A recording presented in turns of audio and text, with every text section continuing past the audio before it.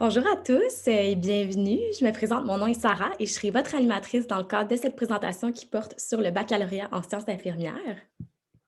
Avant de laisser la parole à nos conférencières d'aujourd'hui, je vais vous faire mention de quelques précisions. Donc, tout d'abord, cette séance est enregistrée. Votre micro sera donc fermé pour toute la durée de la conférence. La conférence est une durée de 45 minutes, donc il y aura 20 minutes de présentation et 20 minutes allouées à la période de questions. Vous pouvez utiliser la section Q&R ou Q&A qui se trouve au bas de la fenêtre pour poser vos questions et nous allons y répondre de manière orale. Cette conférence sera accessible après sa diffusion sur le site des portes ouvertes du site de l'admission et du recrutement. Donc, sans plus attendre, je vais laisser la parole à nos conférencières d'aujourd'hui qui vont vous partager tout ce qu'il y a à savoir quant au baccalauréat en sciences infirmières. Donc, on a Camille Casseville, Annie Chauvette et Geneviève Dottigny. Bonne présentation! Bonjour à vous, j'espère que vous allez bien. Donc, je m'appelle Camille Casseville, je suis responsable de la gestion des études à la Faculté des sciences infirmières depuis maintenant 9 ans. Et je suis accompagnée de mes deux merveilleuses collègues. Mesdames, est-ce que vous voulez vous présenter rapidement? Oui, bonjour. Je m'appelle Geneviève Dottigny. Je suis conseillère de formation au centre de simulation depuis presque 6 ans maintenant. Donc, ça va me faire plaisir de vous accueillir dans le cadre de vos activités de simulation à la FSI. Bonjour, moi c'est Annie Chauvette, je suis responsable de la gestion des stages à la FSI. Donc, c'est moi qui s'occupe avec plein d'autres collègues d'assigner vos stages et de répondre à vos questions concernant les stages.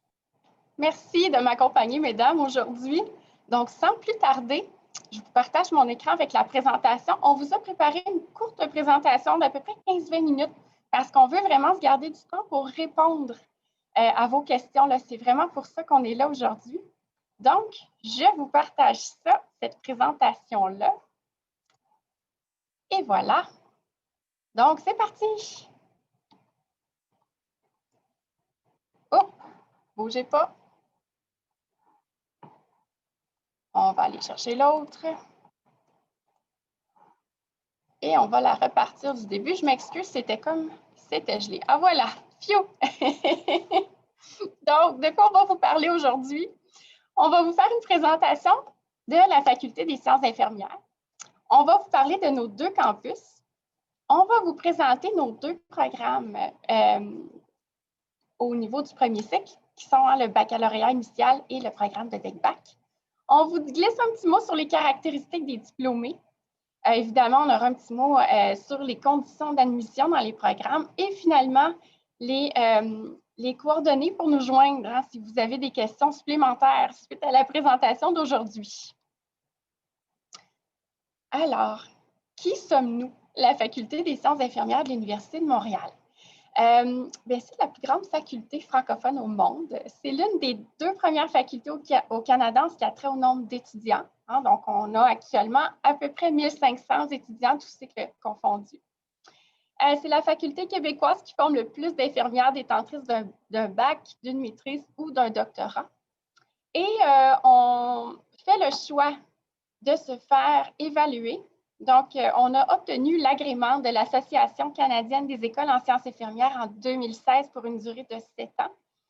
Donc, on fait ce choix-là, on demande à être évalué pour être sûr que s'il y a des lacunes, que ça soit identifié pour qu'on puisse se racheter puis offrir un programme de la plus grande qualité possible. Et on est aussi la faculté québécoise qui forme le plus d'infirmières praticiennes spécialistes. Dont mes collègues des cycles supérieurs pourront vous parler plus amplement dans la conférence qui porte sur les IPS.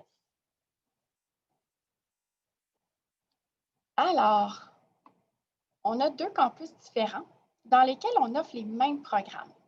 Donc, aujourd'hui, juste pour vous faire une petite démonstration, alors on est dans le centre de simulation du campus de Laval, mais on a aussi un centre de simulation à Montréal. Donc, on a vraiment deux campus. À Montréal, on a des admissions au trimestre d'automne, autant dans le programme de baccalauréat initial que dans le programme de DEC-Bac.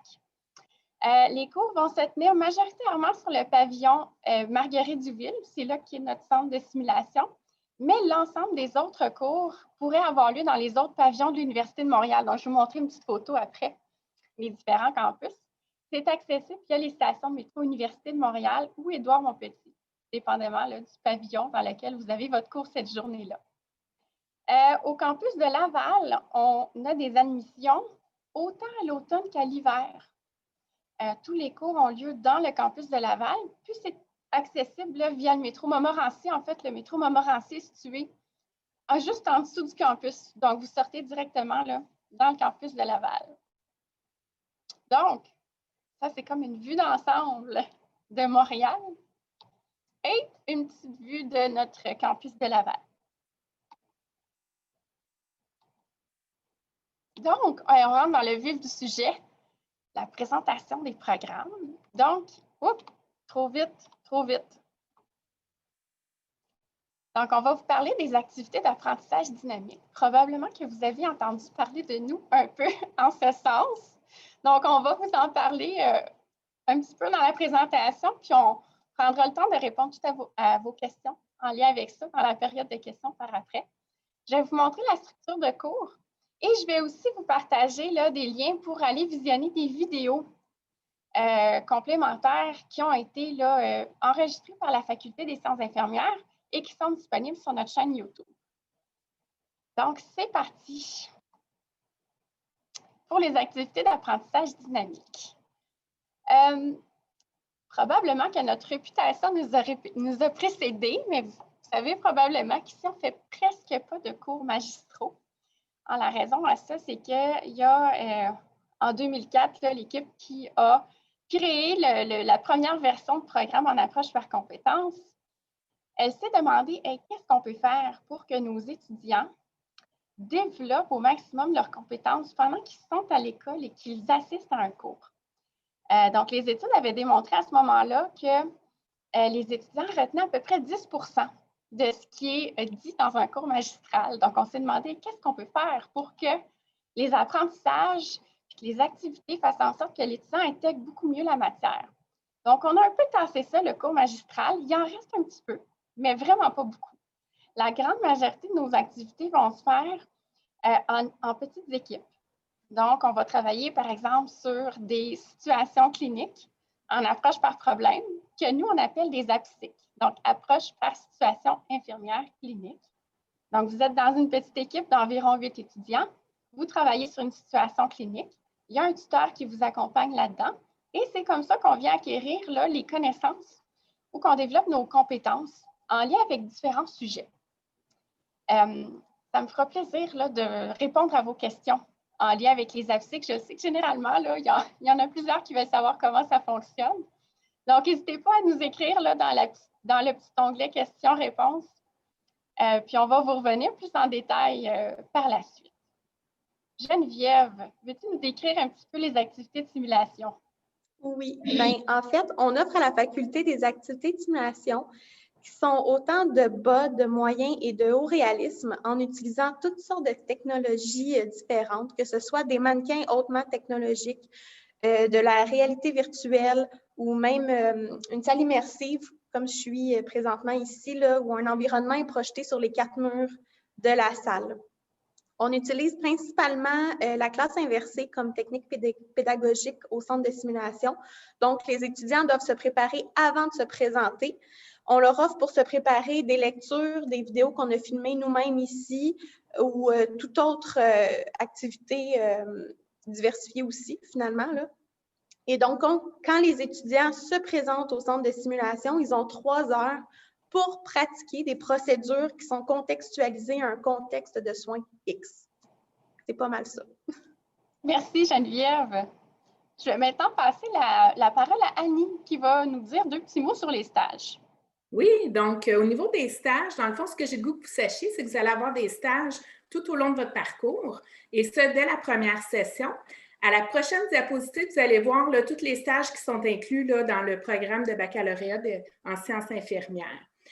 Ensuite de ça, ce qui est important que vous sachiez, c'est que vous n'avez pas à trouver vous-même vos stages. Donc, c'est nous qui avons là, les ententes avec les milieux cliniques et on utilise un logiciel où toutes les stages, les places de stage qu'on a, ils sont toutes mentionnées. Vous devez faire des choix là, à partir de ce logiciel-là. Donc, ça fonctionne comme ça.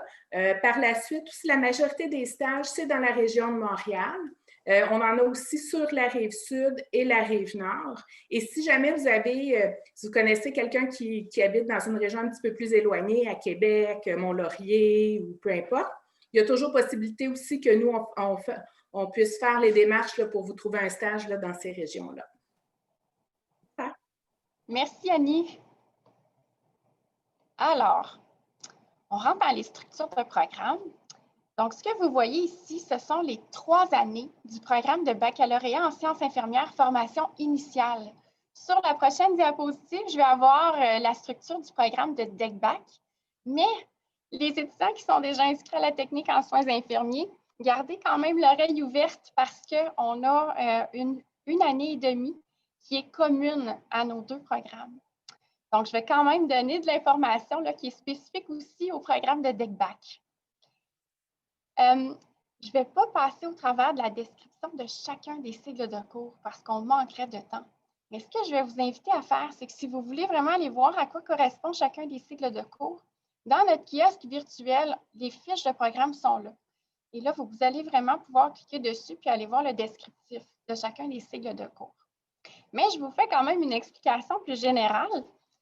Quand il y a les sigles qui sont écrits en mauve dans la diapositive, ce sont des sigles de stage. Donc, le programme de bac initial comprend des stages à partir de la première année et même de la première session. Donc, la première session se termine avec un premier stage en médecine, donc dans un hôpital. La façon dont on fonctionne, c'est qu'on offre les cours dans un horaire régulier. Donc, par exemple, le lundi, vous pourriez faire l'initiation aux sciences infirmières. Le mardi, évaluation infirmière et santé 1. Le mercredi, évaluation infirmière et santé 2. Le jeudi, le stage, le cours d'expérience de santé en médecine 1. Et quand ces cours-là vont se terminer, vous allez vous rendre en stage. Donc, juste pour vous donner un exemple de comment on fonctionne. Dans le cours du mardi, qui est l'évaluation infirmière et santé 1, vous allez voir un des systèmes du corps humain. Par exemple, le système cardiovasculaire. Le mercredi, dans le cours évaluation infirmière et santé 2, vous allez aller au centre de simulation pour voir l'évaluation de ce système-là. Donc, par exemple, l'auscultation, la prise des signes vitaux. Et dans le cours du jeudi, qui est expérience de santé en médecine 1, là, vous allez voir une pathologie ou une maladie chronique commune qui est associée à ce système-là. Donc, par exemple, l'insuffisance cardiaque. Donc, dans la première année du bac initial, on a vraiment des semaines thématiques. Donc, il y a une semaine qui porte sur chacun des thèmes. Tout ça pour vous préparer à la réalisation du premier stage, dans lequel vous allez soigner des patients qui, par exemple, souffriront d'insuffisance cardiaque et des autres maladies chroniques que vous aurez vues dans le cadre de votre bac. La session 2, plus axée sur la chirurgie. Donc, le stage de chirurgie clôt la première année. Quand on arrive à la 3e session, bien là, on commence à entrer dans des domaines un petit peu plus spécialisés. Donc, par exemple, la périnatalité et la santé mentale. En santé mentale, il y a un cours et il y a un stage qui vont se tenir en même temps. La session 4, c'est à partir de ce moment-là que nos 2 programmes vont se rejoindre. Donc, les sessions 4, 5 et 6 sont communes aux 2 programmes. Donc, les étudiants du bac initial et les étudiants du DECBac sont inscrits dans les mêmes cours. La raison à ça, c'est que ce sont des contenus de cours qui sont reconnus par l'ordre comme étant des contenus plus universitaires. Donc, tout ce qui est santé communautaire, soins critiques, va se retrouver dans ces sessions-là. Donc, on se permet de jumeler nos 2 programmes et ça se passe très bien. Donc, session 4 va se composer d'un cours de... en fait, il y a un bloc qui porte sur la première ligne. Donc, tout ce qui est CLSC, GMF, clinique externe, donc l'entrée du patient dans le système de la santé. Il y a un stage associé. Il y a aussi un bloc qui porte sur la santé des communautés et il y a une expérience immersive en organisme communautaire en même temps que le cours théorique. La session 5, c'est vraiment les blocs de soins critiques. Donc, il y a 2 cours théoriques et il y a un stage de soins critiques, donc urgence, soins intensifs, greffe de moelle osseuse ou tout autre domaine de soins très, très, très aigus Et dans la session 6, bien là, on va avoir un choix. Donc, la session 6 va se composer de cours de expérience de santé et de vieillissement, expérience de fin de vie. Il y a du leadership aussi. Et le dernier bloc va être au choix de l'étudiant. Donc, on a 3 cheminements. On a le cheminement clinique qui va être fait par la majorité des étudiants. On a le cheminement honor et on a le cheminement international. Dans le cheminement clinique, on va demander aux étudiants de choisir un domaine qui les intéresse le plus au travers de tout ce qui est disponible, là, de toutes les clientèles qu'un infirmier ou qu'une infirmière clinicienne peut soigner. Vous allez aller en stage autant pour soigner le patient, mais aussi pour mettre à profit d'autres compétences que vous allez avoir développées pendant le bac. Donc, par exemple, en donnant de la formation aux autres collègues infirmières ou en cherchant des écrits scientifiques pour essayer d'améliorer la pratique dans ce milieu-là. Donc, ça, c'est le cheminement clinique. Le cheminement honor, ça va s'adresser aux étudiants qui ont un intérêt pour la maîtrise et qui voudraient faire un passage accéléré vers une maîtrise de recherche. Donc, ça va permettre à des étudiants qui ont une très bonne moyenne générale de commencer des cours de maîtrise en dernière session de bac. Et finalement, on a le cheminement international qui, celui-là, est bien populaire. Donc, le cheminement international va permettre à des étudiants d'aller faire leur dernier stage à l'étranger. Donc, on a plein de pays partenaires très intéressants. Donc, par exemple, à chaque année, sauf évidemment actuellement en temps de COVID, où est-ce que là, les déplacements à l'international sont limités. Mais donc, les étudiants peuvent aller en Inde, au Maroc, à Madagascar. On a aussi des places en France, en Belgique. Donc, voilà. Un petit mot sur la structure du DEC-BAC. Donc, comme vous voyez, les étudiants du DEC-BAC, on considère qu'ils arrivent en 2e année, donc à partir de la session 3, parce qu'on vous crédite la première année, étant donné que vous avez fait une technique en soins infirmiers. Donc, les sessions 4, 5 et 6 sont les mêmes. Donc, le premier stage pour un étudiant du DEC-BAC arrive à la session 4. Donc, ça va être le stage, soit de première ligne ou l'expérience immersive en organisme communautaire. Et la première session va servir à aller rechercher ce que vous avez vu au cégep et y intégrer des concepts différents. Par exemple, de démarche de soins, de modèle humaniste caring, donc de rigueur scientifique, donc de recherche en sciences infirmières. Donc, on ajoute à ce que vous avez vu, puis on pousse plus loin aussi l'évaluation. Donc, tout ce que vous voyez ici, la situation de santé et soins complexe 1, situation de santé et soins complexe 2. Donc, on prend ce que vous avez vu au cégep et on va aller plus loin dans votre compréhension et mon Dieu, et les procédures de soins, finalement, au centre de simulation. Excusez-moi, je déparle un petit peu. Alors, les petites vidéos complémentaires qui sont d'ailleurs dans notre kiosque en ligne. Donc, je vous invite vraiment là, à temps perdu à aller voir ça. C'est très intéressant. Vous allez avoir des témoignages d'étudiants là, sur les expériences dans les différents cheminements. Qu'est-ce qui nous caractérise? En fait, qu'est-ce qui caractérise nos diplômés? Hein? C'est quoi le profil de sortie de nos étudiants? Ça nous a été rapporté là, par les milieux cliniques qui engagent nos étudiants. Donc, un jugement clinique de très haute qualité, une très grande autonomie, débrouillardise, capacité, résolution de problèmes, un niveau de compétences avancées en relation et en empathie avec le modèle humaniste, une belle approche interdisciplinaire, capacité de réflexion sur sa pratique dans une optique d'amélioration continue, une solide autonomie professionnelle, puis une aptitude à assumer un leadership constructif. Donc, il me reste 2 petites minutes. Après, on va passer aux questions. Les conditions d'admission, elles sont sur le site. Donc, je vais vous laisser cliquer sur les liens pour aller voir là, exactement lesquels des cours vous devez avoir suivis ou lesquels des programmes au cégep vous devez avoir suivis pour être admissible. Mais bien important, là, ça prend une cote de rendement minimal de 24,5. Et voici pour nous joindre. Donc, je vous encourage là, à prendre cette adresse courriel-ci en note, là, info en commercial sciences infirmières. Alors, on va passer aux questions.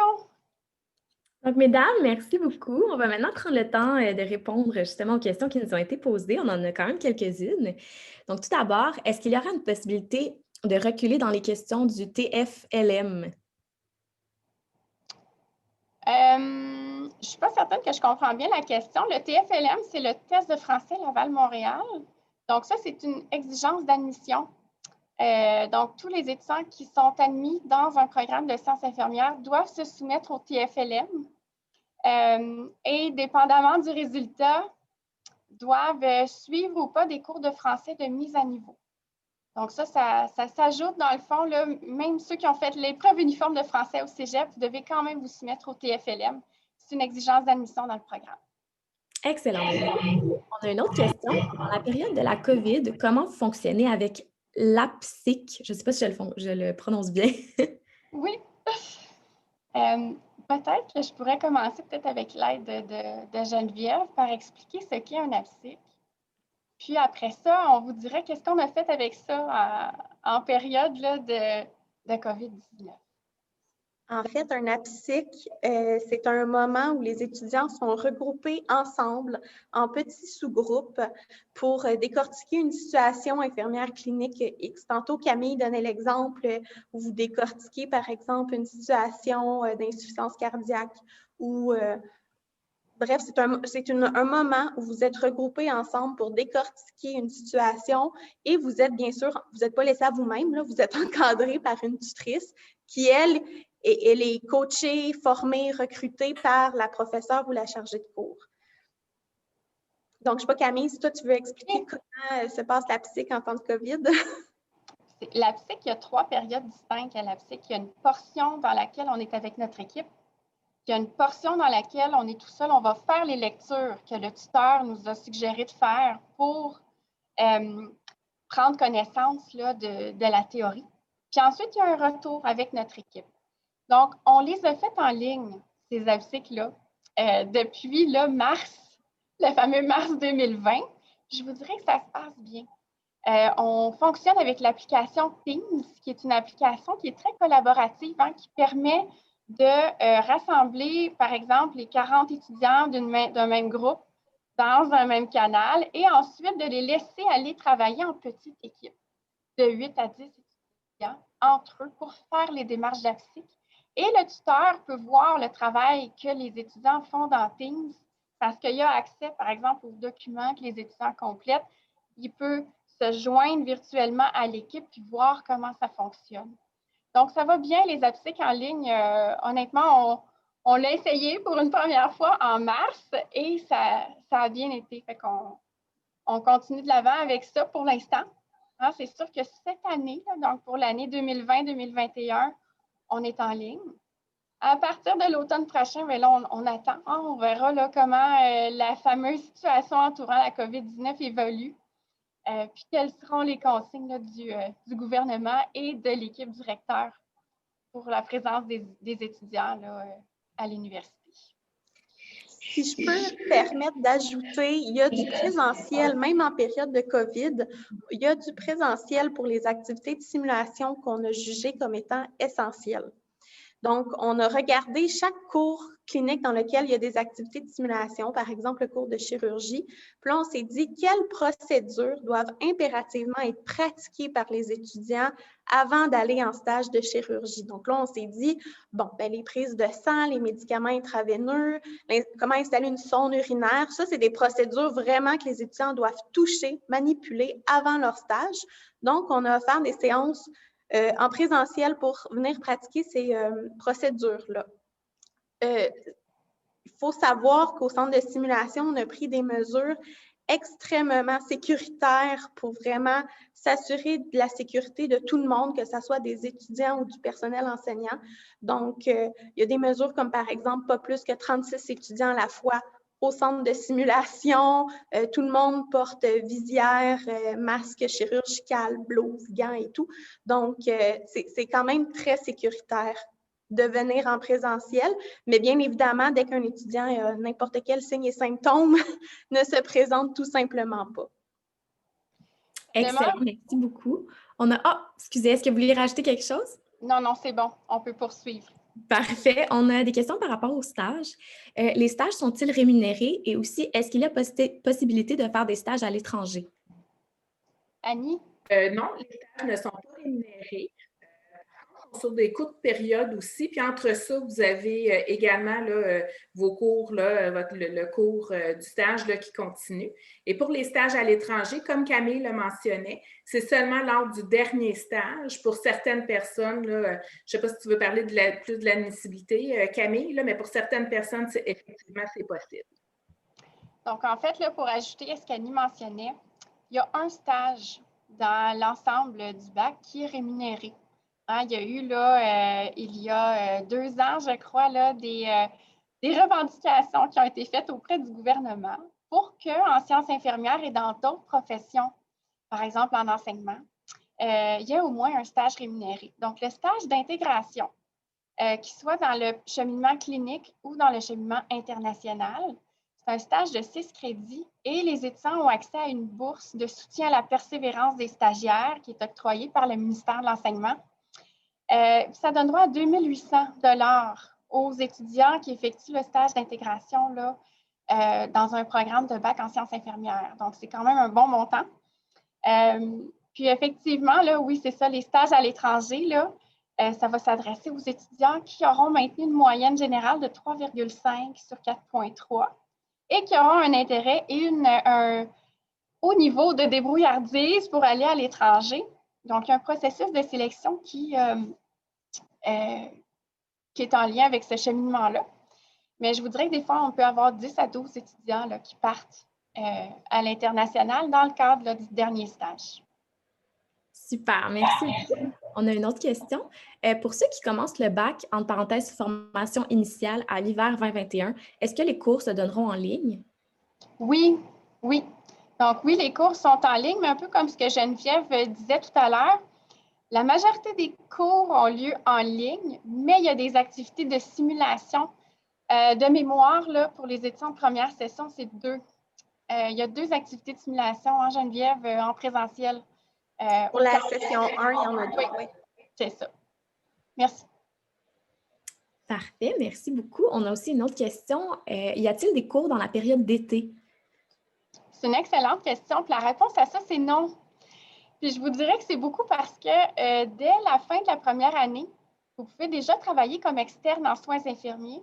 Donc, les milieux cliniques ont besoin de vous. Là. On ne peut pas vous garder avec nous l'été. Donc, je vous dirais qu'aux alentours du 5 juin, la grande majorité des étudiants sont libérés. Puis, on se revoit juste là, juste avant la fête du travail. Donc, tout l'été est libre pour aller travailler ou faire autre chose. Bref, vous n'êtes pas avec nous pendant l'été. Super, merci. On a une autre question. Est-il possible d'aller chercher des bourses dès l'entrée au programme? Oui, oui. C'est ça, là. Allez voir là, sur le site du service d'aide aux étudiants. Il y a des bourses d'admission et il y a toutes sortes d'autres bourses. Puis d'ailleurs, là, les ambassadeurs du service d'aide aux étudiants viennent vous présenter le portail de bourse normalement à la séance d'accueil. Donc, quand vous êtes admis dans le programme, là, on vient vous présenter ça. Puis, on se fait toujours dire qu'il y a des bourses sur lesquelles il n'y a pas d'étudiants qui appliquent. Fait qu'on vous encourage à aller voir puis à appliquer, là, même si vous n'êtes pas sûr si vous remplissez les conditions d'admission, etc. Mais donc, oui. Super, merci beaucoup. Une autre question pour vous. Quels sont les changements par rapport au COVID? Est-ce que les stages en sont impactés? Y aura-t-il des rencontres avec les nouveaux étudiants? Alors, Annie? Oui, dans le fond, les stages, bon, en temps de COVID, c'est sûr que je ne peux pas dire qu'il n'y a aucun impact parce que tout dépendant du milieu où vous êtes placé, on voit là, que nous, nos places de stage là, changent un petit peu plus. Par contre, jusqu'à présent, tous les stages ont eu lieu. C'est sûr qu'on a quand même prévu là, certains modes au cas où on ne puisse pas le terminer, donc à cause de la COVID. Donc, on a quand même travaillé là-dessus, mais ils ont eu lieu là, depuis le début de la COVID. En fait, on a dû en annuler certains dans le pic de la première vague. Okay? Donc, en mars, avril, mai, l'année dernière, on n'a pas eu de stage. On les a remplacés par des modes compensatoires. Et ces modes compensatoires-là, on les a toujours en tête, on les garde pas loin. Mais effectivement, en fait, là, cette année, les étudiants ont tous eu le privilège de se rendre en stage. Jusqu'à maintenant, on se croise les doigts pour que ça continue, ça va bien. Et il y a vraiment les infirmiers, les infirmières sont en demande. Puis c'est clair pour les différentes instances qu'on doit aller en stage. Il faut favoriser la tenue des stages. C'est vraiment seulement en cas d'extrême situation qu'on annule les stages. Parfait, merci. On va passer à une autre question. Pour le choix de cours, est-ce que la faculté le fait pour nous? C'est une excellente question. La réponse à ça, c'est qu'il n'y a pas de choix de cours à faire. Tous les étudiants suivent les mêmes cours. Donc, à ce moment-là, c'est vraiment, on inscrit d'emblée tous les étudiants au même cours. Super, merci. On a une autre question. Laissez-moi savoir si vous êtes capable d'y répondre. Est-ce que ces cours sont crédités pour le bac en médecine? La réponse à ça, à mon souvenir, c'est non. OK. Okay, donc, quand on vient en sciences infirmières, il faut venir parce qu'on a envie de devenir infirmier ou infirmière. C'est ça mon meilleur conseil que j'ai à vous donner. Mais de mémoire, là, ça ne fait pas en sorte qu'on va s'éviter une année de médecine, par exemple, si on est admis dans ce programme-là après. Excellent, merci. Une autre question. Bonjour, quelle est la moyenne d'âge des étudiants au bac? Oh, c'est tellement une bonne question. Puis la réponse à ça, c'est que je ne l'ai pas. C'est très, très varié.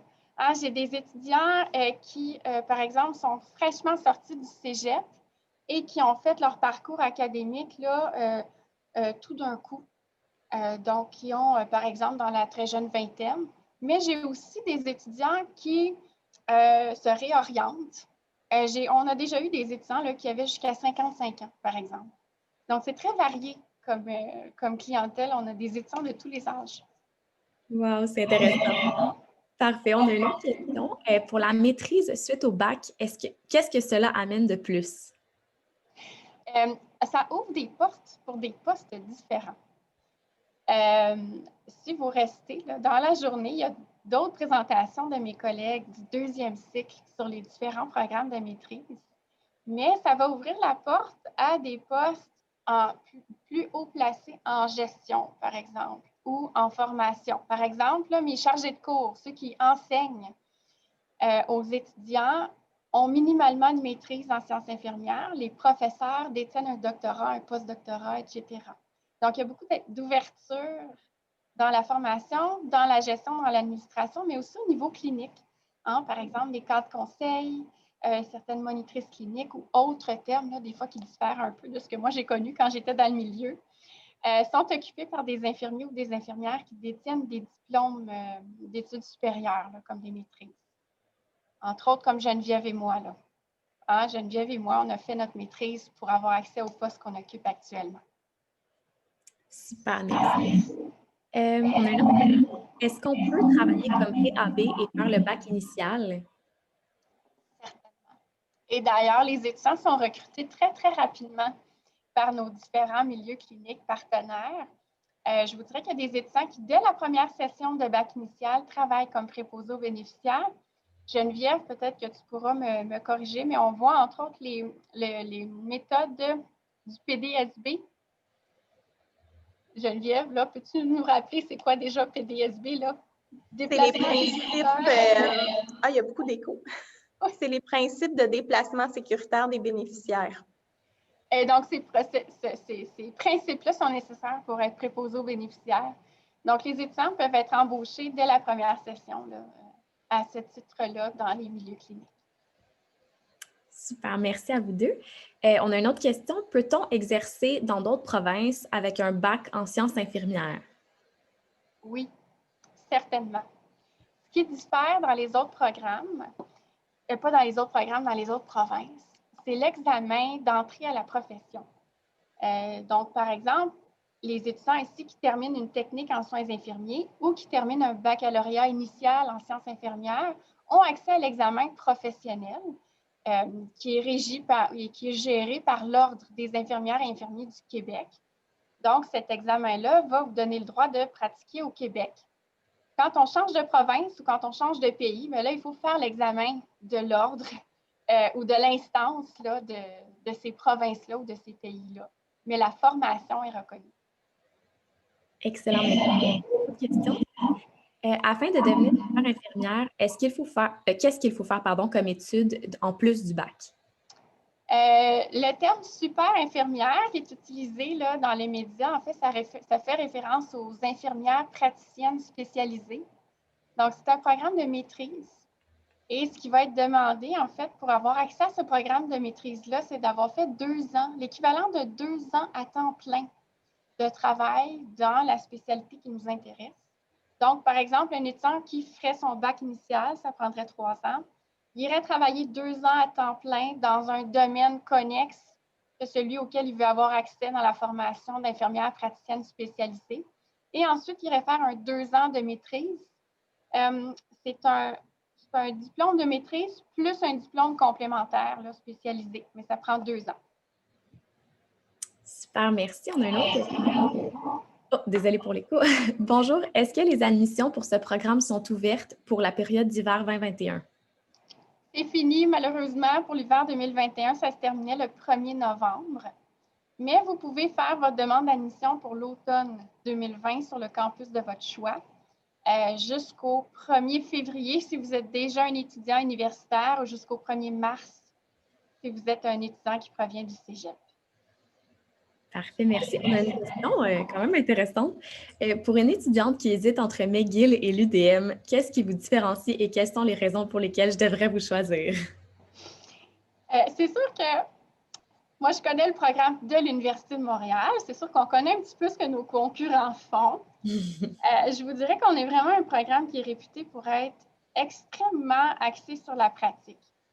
Et donc, dès la première semaine de cours, vous allez au centre de simulation et vous commencez à pratiquer.